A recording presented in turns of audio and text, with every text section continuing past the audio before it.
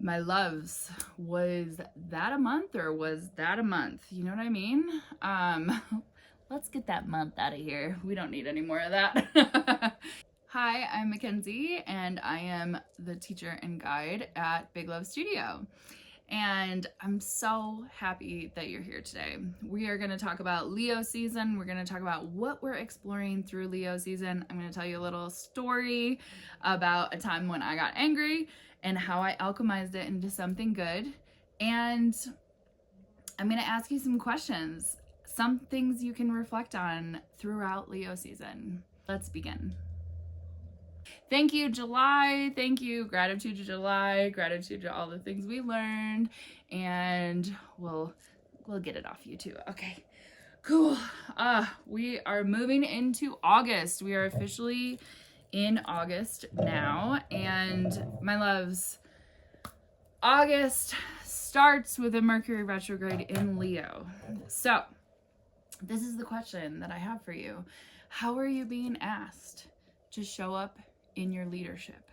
How are you being asked to find your truest expression of self? How are you being asked to be present instead of perform? These are the questions that we are asking this month at Big Love Studio in our Substack, but also in just the world that is Big Love Studio. So I don't know about you, but I had quite the July, and it was all feeling smooth. It was all feeling pretty fine until Mercury retrograde. And you know, we talk about Mercury retrograde as this like super hard time and all of this stuff typically, but Mercury retrograde, I don't think it's to be feared. It's really just a reflective moment. It's all the words. So it's reflect. I thought of the word relief. I don't know that Mercury retrograde is relief, but it's this moment for us to review, to receive, to retreat sometimes. And in Leo, it really is a reflection of leadership and of how do I show up as a leader, and what do I really need to let go of, right, as a leader? And are there things that are working in my leadership, or are there things that I still need help with, right? We all need help. And Leo sometimes likes to be, Leo likes to be center stage. Leo also needs help. We all need help. We're all humans. We can't do this alone. And that's one of the things that I've been learning in this Mercury retrograde, is that I need to ask for help. I need to show up. And as a Leo rising, let me tell you, it's been hitting. It has been hitting. This Mercury retrograde has been exposing all of the things that I want to do, and all of the things that I want to do but don't have capacity for all of them at the same time. So I have been learning about myself, my leadership, how I'm showing up. And what I'm asking you, and what we're asking as we move into August, which is Leo season until August 22nd. What we're asking you at Big Love Studio is, how do you show up in leadership for yourself? How do you reclaim all these parts of you that maybe were seen as like too much, too big, not fitting the status quo? That's all Leo. Leo is loud, and the performer and the actor and the archetype, or the creative, sun-led creative leader archetype of the zodiac. And we're really asking you this month, what has been deemed too much by others, or too big or just not like really honored by others in you. How do you reclaim that part of yourself and create anew from that? How do you show up to be present in your leadership, not perform your leadership? Presence, not performance. And I know that Leo likes to perform because I'm a Leo rising. I know all about that. But what I think we can shift is like, how are you showing up right now? How are you showing up in this moment while we're still in Mercury retrograde, while we're still reviewing and reflecting and receiving information about where we show up in Leo until August 11th? How are you showing up? Are you showing up in a people-pleasing performance kind of way? That's okay. We're not shaming ourselves. We don't shame ourselves here. We meet that with non-judgment and just take it as information. Okay, so I'm here, I'm performing. Got it. How can you instead show up in presence, in reverence for the gifts that you have inside of you already? And say to yourself, you know what? No one told me this part of me was wonderful and good. And also, I'm going to claim it anyway. I'm going to claim it anyway. I'm going to say it's good enough for me. It's beautiful to me. It is wonderful, exquisite, radiant to me that I am the way that I am. And that I show up with beautiful intention, a full heart, a radiant being. And that's okay. I don't need anybody else to approve of that because I approve of that. How are you doing that for yourself? How are you showing up to claim all of these things in your life that maybe haven't been accepted in the past? It's okay. We don't need other people to accept us to know that we belong to ourselves. We don't need other people's approval to feel like we can belong, right?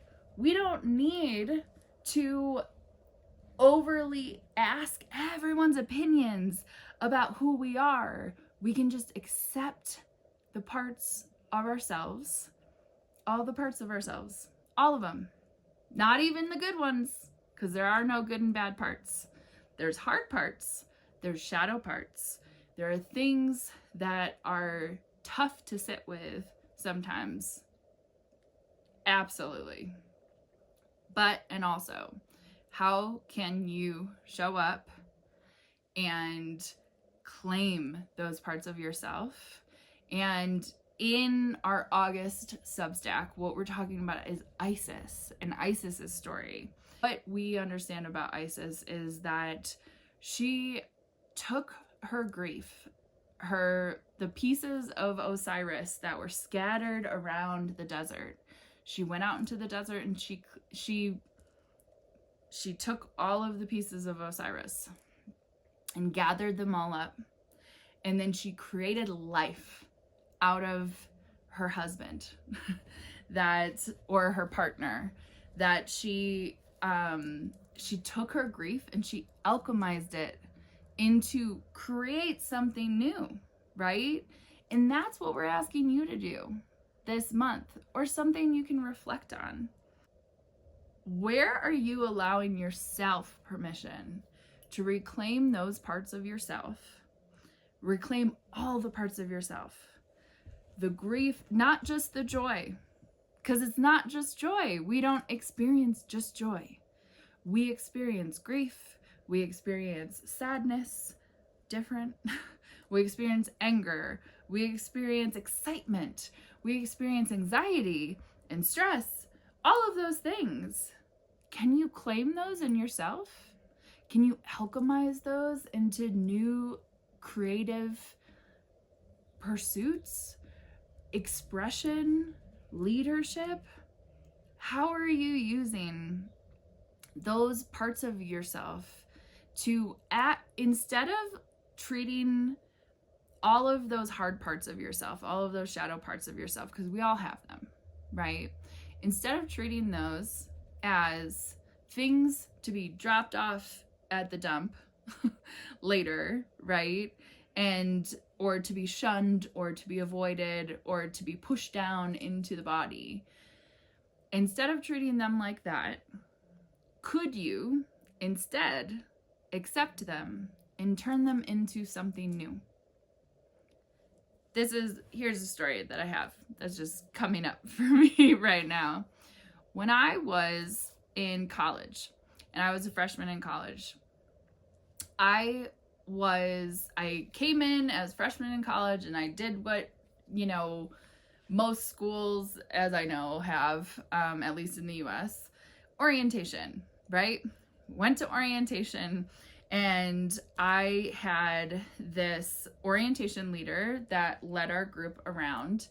And I saw that all these orientation leaders around us were having so much fun and really enjoying their time and really treating their students the freshmen that they were working with